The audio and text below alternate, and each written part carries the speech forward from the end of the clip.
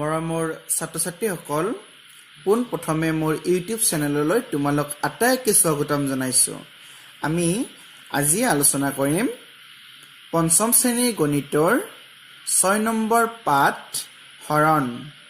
এই হৰণ নম্বৰ পাঠটি তোমালোকে পৃষ্ঠা নম্বৰ 72 72 তোমালোকে এইটো পৃষ্ঠা উলিয়াই লোৱা। এইটো পৃষ্ঠাৰ আৰম্ভণিতে কি কৈছে চাও বলাচোন। কেইটামান হৰণ মন কৰাচোন। কেইটামান হৰণ গণিত কৰিব দিছে হয়নে? এটা দুটা তিনিটা, এই তিনিটা কিতাপত কৰি দিয়া আছে আৰু তলফালে তোমালোকক এইবোৰ কৰিব দিছে। গতিকে এইটো যে কৰি দিছে ইয়াৰে কোনটোক ভাজক কয়, কোনটোক ভাগফল কয় বা কোনটোক ভাজ্য কয় ইয়াতে লিখি দিছে। আমি এইটো বহীত কৰিম, তোমালোকৰ লগত একেলগে আলোচনা কৰোঁ।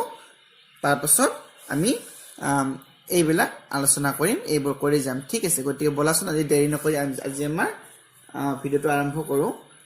প্ৰথম গণিতটো এনেকুৱা আছিল হয়নে? 6ক হৰণ কৰিব লাগে কিহেৰে? 2ৰে হৰণ কৰিব লাগে। ছাত্ৰ-ছাত্ৰীসকল এইখিনিতে মই তোমালোকক এটা কথা কৈ থৈ দিওঁ। তোমালোকে যেতিয়া পুৰণৰ নেওতাবিলাক তোমালোকে জানিবা তেতিয়া হৰণ গণিত কৰিবলৈ তেনেই উজু। ঠিক আছে, এইখিনি তোমালোকে লিখিব নালাগে, মই তোমালোকক বুজি পোৱাৰ কাৰণে এইখিনি মই লিখি দিছোঁ। তোমালোকে জানা 2 পূৰণ 1 সমান 2, 2 পূৰণ 2 সমান 4, 2 পূৰণ 3 সমান 6, 2 পূৰণ 4 সমান 8। ছাত্ৰ-ছাত্ৰীসকল গতিকে আমি 8টো ইয়ালৈকে আমি যাব নালাগে হয়নে? ইয়াতে আমাৰ 6তে হ'ব। গতিকে 2ৰে 6 কেইবাৰ যাব? 3 বাৰ যাব। গতিকে আমি কি লিখিম ওপৰত? 2 3 গুণ 6। এতিয়া এই 6 এইটো 6ৰ পৰা এইটো 6 বিয়োগ কৰি দিয়া। বিয়োগ কৰিলে কি হ'ব? 0 হ'ব। এতিয়া তোমালোকে এটা কথা মনত ৰাখিবা, যাৰ দ্বাৰা হৰণ কৰা হয় বা যিটো সংখ্যাৰে হৰণ কৰা হয় তাক কি কয়? ভাজক। এইটো সংখ্যাক কি ক'ব? ভাজক। ঠিক আছে, আৰু যাক হৰণ কৰা হয় এইটো সংখ্যাক কি ক'ব? ভাজ্য। আৰু আমি কি পালো? এইটো পালো ভাগফল। মানে আমি হৰণ কৰি যিটো পালো বা যেইবাৰ যাব, 2ৰে 6 হৰণ কৰিলে 3 বাৰ যায়, 3 বাৰ। গতিকে এইটো হ'ল ভাগফল। আমি হৰণ কৰি যিটো পালো সেইটোক কি কয়? ভাগফল। আৰু এক কি কয়? যিটো ৰৈছে এক কয় ভাগশেষ।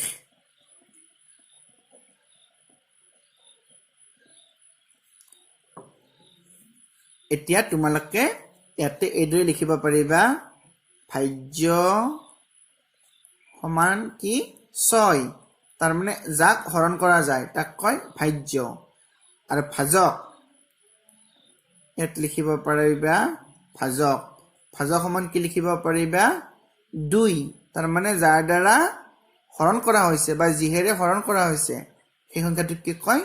ভাজক। তাৰ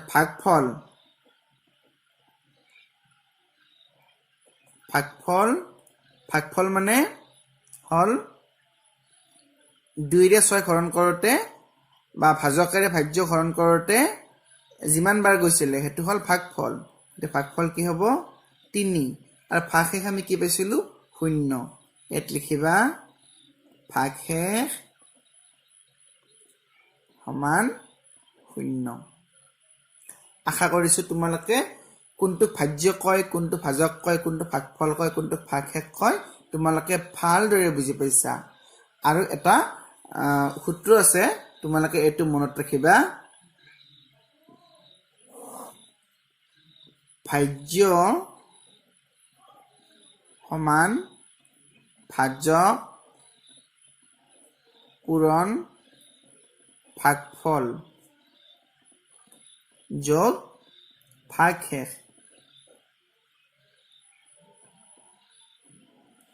হয়নে?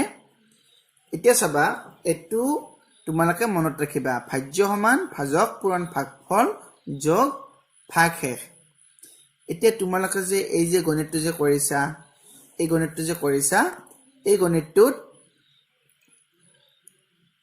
আমি যে ভাজক ভাগফল ভাগশেষ এইবিলাক যে লিখিলো এইটো সূত্ৰত মিলে না নিমিলে আমি চাও বলাচোন আমি ইয়াত যদি আমি লিখো সমান ভাজক মানে আমি কি পাইছিলো 2 পুৰণ ভাগফল মানে কি পাইছিলো ভাগফল মানে 3 পাইছিলো 3 যোগ ভাগশেষ মানে কি পাইছিলো 0 পাইছিলো 0 এতিয়া লিখা 2 আৰু 3 পূৰণ কৰিলে কিমান হ'ব 6 যোগ 0 এইটো যোগ 0 হ'ব সমান 6 হ'ব গতিকে ভাজ্য আমি কিমান পালো এই 6 পালো গতিকে এটো সূত্ৰত মিলিছে হয়নে আমাৰ ভাজ্য 6 আছিল নে 6 আছিল গতিকে আমাৰ অংকটো বা আমাৰ গণিতটো কি হৈছে শুদ্ধ হৈছে ঠিক আছে এতিয়া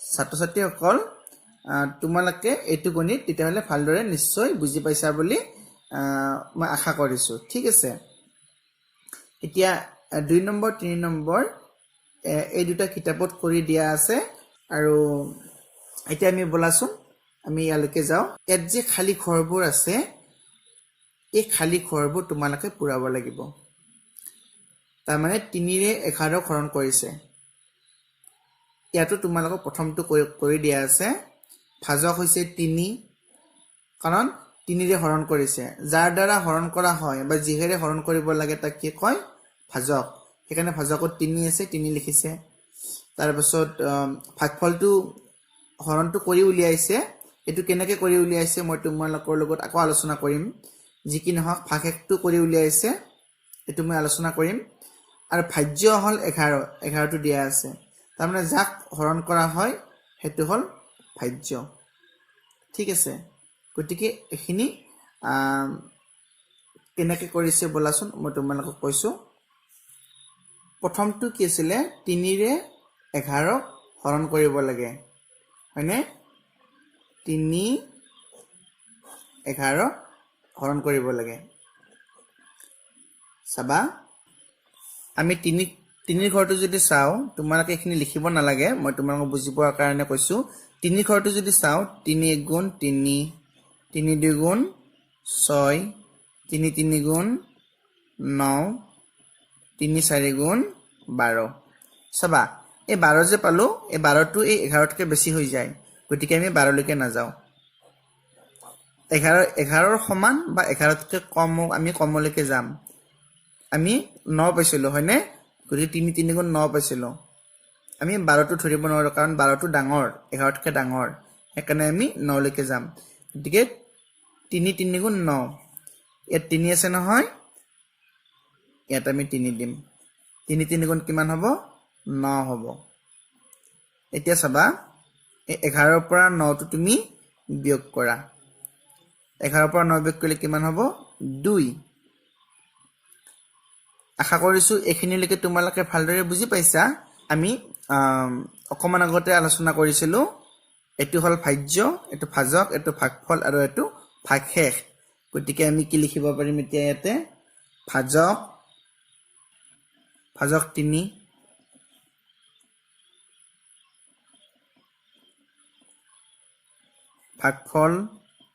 ভাগফল আমি 3 পালো তাৰ পিছত কিছিল ভাগশেষ আমি 2 পাইছো আৰু ভাজ্য 11 হয়নে এতিয়া কিতাপত এটো কেনেকৈ কৰি দিয়া আছে কিতাপত এটো কৰি দিয়া আছে চাবা এটো কিতাপত লিখি দিছে সেই কাৰণে ভাজক 3 আমি ইতিমধ্যে বহিত কৰি চালো ভাগফল 3 পালো ভাগশেষ 2 পাইছিলো হয়নে আৰু ভাজ্য 11 পাইছিলো এখিনিলৈকে তোমালোকে নিশ্চয় বুজি পাইছা এতিয়া 4 ৰে 22 হৰণ কৰিব লাগে এতিয়া ভাজক কিমান হ'ব ভাগফল কিমান হ'ব ভাগশেষ কিমান হ'ব আৰু ভাজ্য কিমান হ'ব আমি এই দুটাটো জানোৱে ভাজক হ'ব 4 কাৰণ 4 ৰে হৰণ কৰিব লাগে 4 আৰু ভাজ্য কিমান হ'ব আমি জানো 22 ইয়াত 22 টো লিখি দিব পাৰা এতিয়া ভাগফল আৰু ভাগশেষ আমি উলিয়াম বলাচোন আমি বহিত কৰি চাও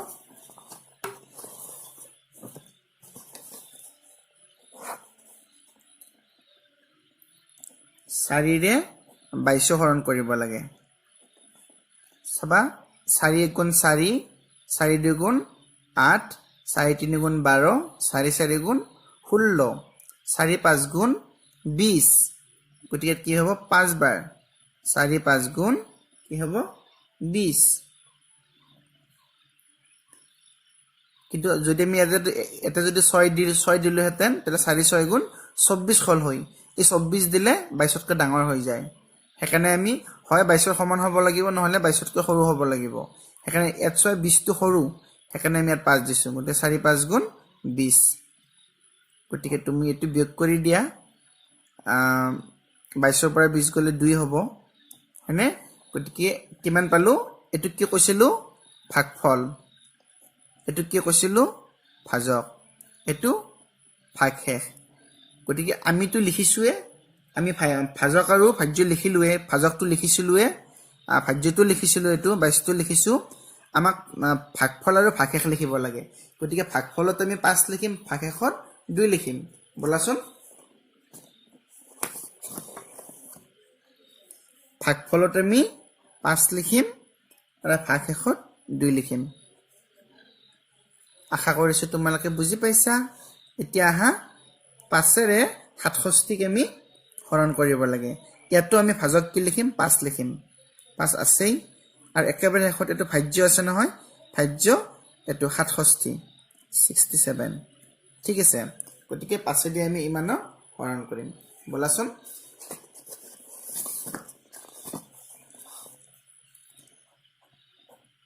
এটো আছিল হয়নে আমি 5 দি কৰিম বলা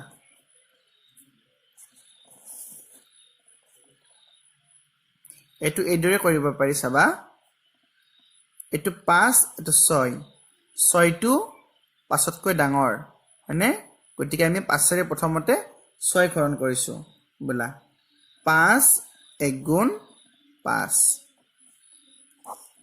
এই 6 ৰ পৰা 5 বিয়োগ কৰা কিমান হ'ব 6 ৰ পৰা 5 বিয়োগ কৰিলে 1 হ'ব ঠিক আছে এতিয়া এই হাতটো ইয়ালৈকে তললৈকে নমাই আনা এটো কিমান হল 17 হল এটো 5 হল তে 5 ৰে 17 ক তুমি হৰণ কৰা কিমান হ'ব 3 বাৰ যাব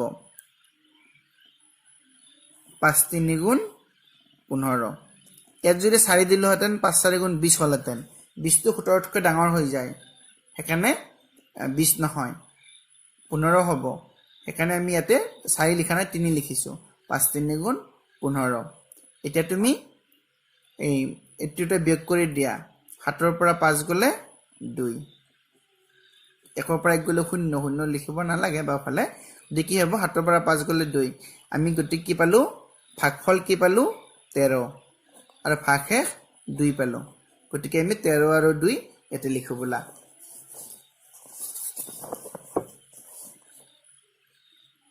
ভাগফল 13 আৰু ভাগশেষ 2 ছাত্ৰ ছাত্ৰীসকল ইয়াতে এটা কথা লিখিছে ভাজ্য সমান ভাজক পূৰণ ভাগফল যোগ ভাগশেষ ইতিমধ্যে আমি এটো আলোচনা কৰিছো হয়নে এত লিখিছে নহয়নে বাৰু এৰ প্ৰতিটো ক্ষেত্ৰত এটো মিলিব যেনেকুৱা ইয়াত যদি তুমি যদি প্ৰথমটো যদি চোৱা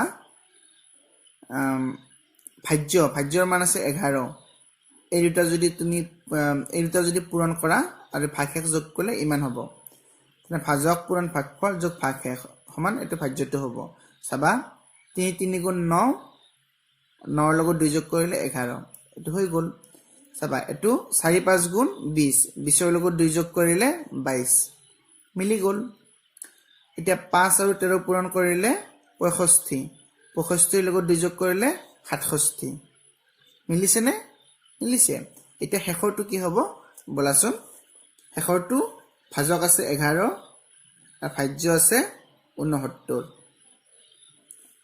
এতিয়া ভাগফল আৰু ভাগশেষ আমি উলিয়াম বলা 11 ৰে আমি হৰণ কৰিব লাগে চাবা 11 হৰণ এটাখন তোমালোকে জানা 11 1 গুণ 11 11 2 গুণ 22 11 3 গুণ 33 11 4 গুণ 46 11 5 গুণ 55 11 6 গুণ 66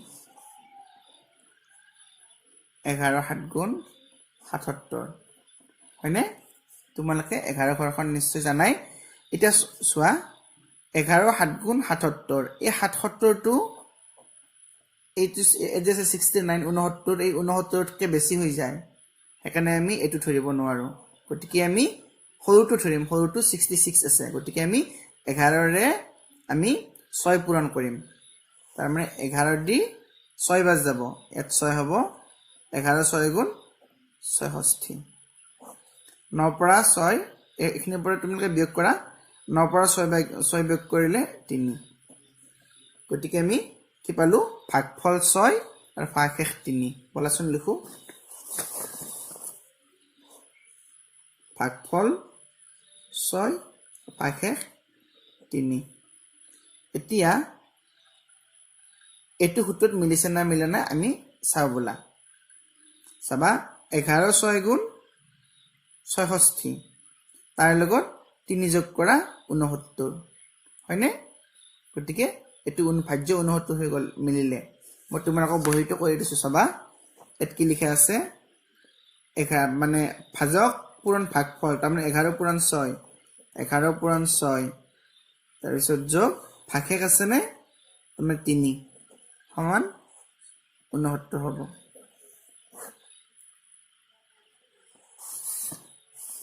গতিকে আশা কৰিছো তোমালোকে আজিৰ এই গণিতকেইটা ভালদৰে বুজি পাইছা আমি পৰৱৰ্তী পৰ্যায়ত বেলেগ পৃষ্ঠাত আলোচনা কৰিম ঠিক আছে গতিকে এতিয়া ভিডিওটো যদি তোমালোকৰ ভাল লাগিছে তোমালোকে ভিডিওটো লাইক কৰিবা আৰু শেয়াৰ কৰিবা তোমালোকৰ বন্ধু-বান্ধৱসকলক যাতে তেওঁলোকে ভিডিওটোৰ পৰা অলপ হলেও উপকৃত হয় যিসকল ছাত্ৰ-ছাত্ৰীয়ে মোৰ ভিডিওটো নতুনকৈ চাইছা তোমালোকে চেনেলটো সাবস্ক্ৰাইব কৰিবা যাতে আগলৈও এনেকুৱা ধৰণৰ ভিডিওবোৰ পাই থাকা ভিডিওটো চোৱাৰ বাবে ধন্যবাদ